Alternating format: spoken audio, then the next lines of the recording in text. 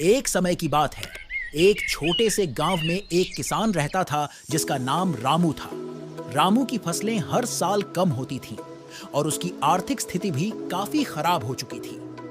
एक दिन गांव के एक पुराने साधु ने उसे बताया कि गांव के बाहर एक भुतिया खेत है जहां की मिट्टी में विशेष गुण हैं, लेकिन वहां कोई भी फसल उगाने की कोशिश नहीं करता क्योंकि लोग मानते हैं कि वहां भूत प्रेत रहते हैं। रामू ने सोचा कि अगर वह भुतिया खेत पर फसल उगाने में सफल हो जाता है तो उसकी समस्याएं हल हो सकती हैं। उसने हिम्मत जुटाई और भुतिया खेत में बीज बो दिए।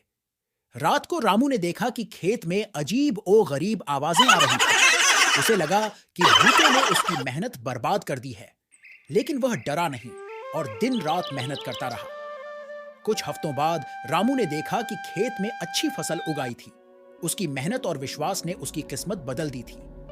धीरे धीरे पूरे गांव ने उस खेत को देखा और समझा कि भुतिया खेत सिर्फ एक मिथक था।